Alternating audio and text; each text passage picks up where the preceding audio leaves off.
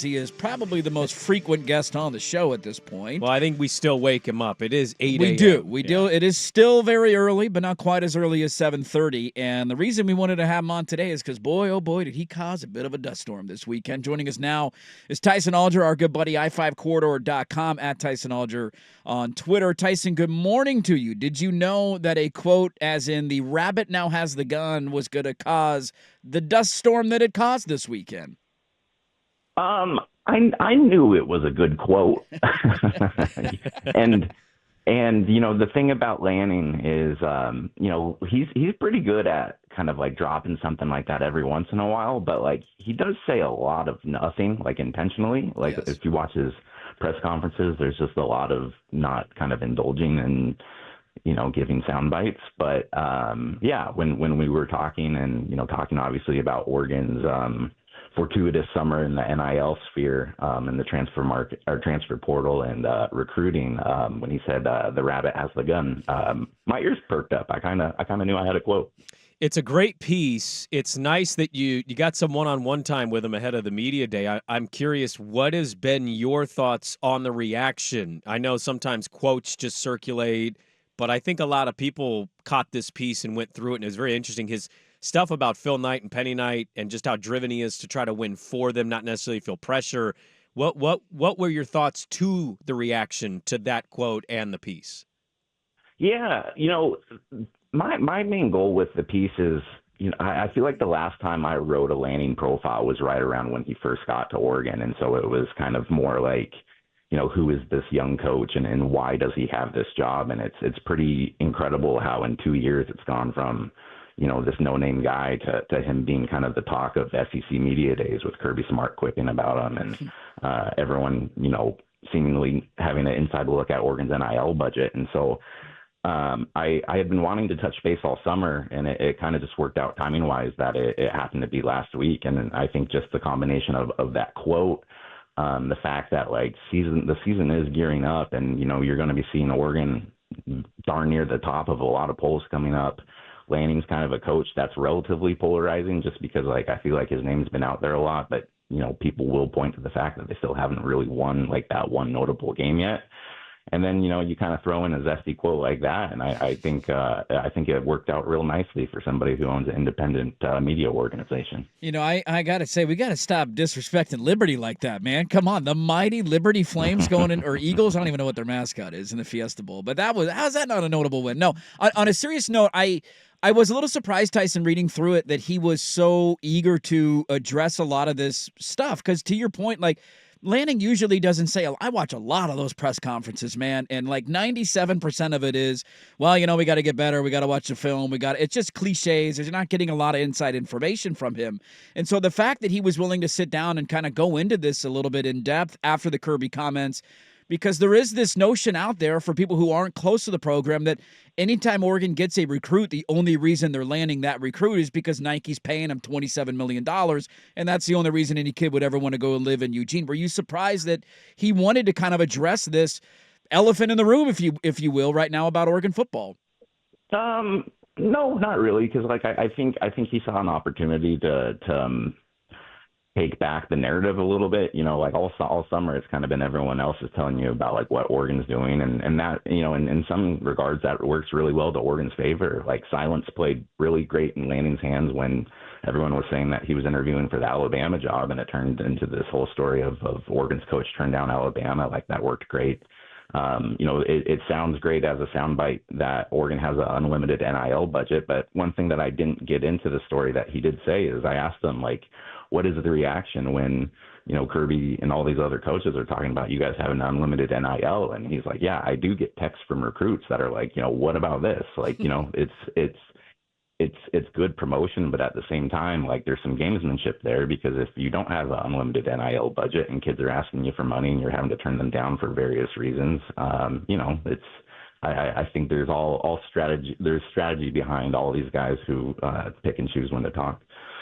The Big Ten doesn't do a traditional media poll per se, but Cleveland.com, I think, is the one that kind of orchestrates it all. And it came out today. Ohio State picked to be the first place team. Oregon was second, but I think they had 6 first place votes. So not surprising.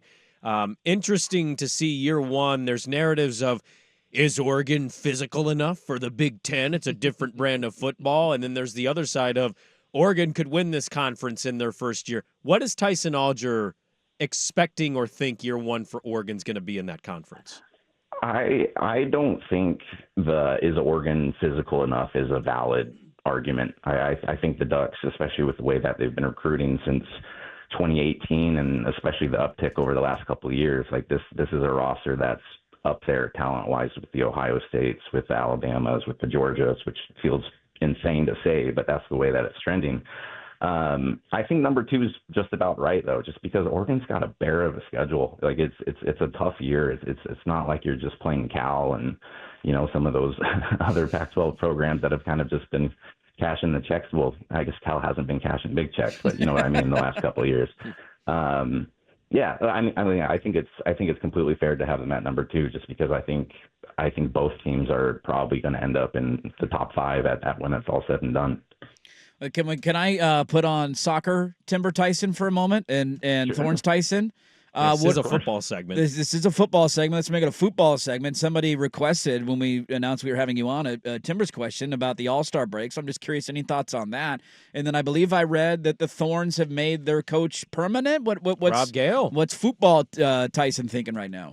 Yeah, it was interesting timing with Rob Gale's promotion to become the Thorns full-time manager, because like they did have that, believe it was like 6-game winning streak earlier in the season, and they had all that momentum, and then they kind of came back down to earth a little bit. And, I think it was maybe a little bit of a polarizing hire. I saw some Thorns fans kind of, wishing maybe they took a little bit longer with the process. But, Gale has complete control of that locker room. The players love him. They've been successful with him so far. And as a media member, he's absolutely a treat in press conferences. He's a great quote. With the All-Star game, I think I'm excited. I don't know.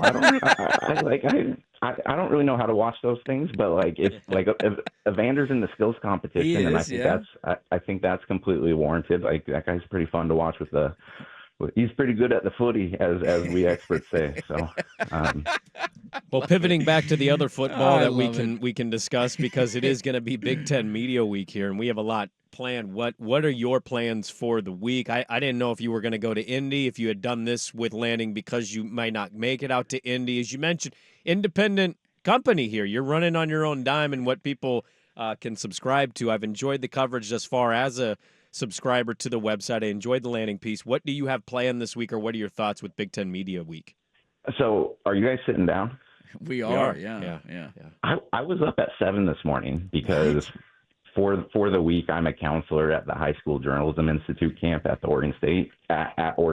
Go Beavs. So they got us scheduled out 7:30 to 7:30 p.m. 12 hours a day. Mine's the mold. So I will not be going to Indy, so that was part of why I got Lanning earlier in the week. But okay. I also, while I was down there, I got Dante Moore one-on-one, and so we have a little profile on him coming out later this week about why would this guy want to come be Dylan Gabriel's backup, especially with his pedigree. So I think that should be a good one. I was also wondering that when he went to Oregon. I went, oh, you're choosing to be the backup. Okay, that's an interesting decision. It's an elite program. We P excellence over here. I don't know why anybody wouldn't want to be a part of that. You guys have unlimited NIL. What do you want? We're a rabbit, and we got a gun now, bitch. You better run for your life. Well, good luck molding the young minds this week, Tyson, and an awesome piece on Lanning. Yeah, great job, man. Really fun to read. At Tyson Alger on Twitter. Go check out the profile, i5corridor.com. Great stuff covering all the teams in the Northwest. As always, you were already up, so we didn't have to wake you up today. Thanks as always for hopping on, buddy. Let's do it again soon.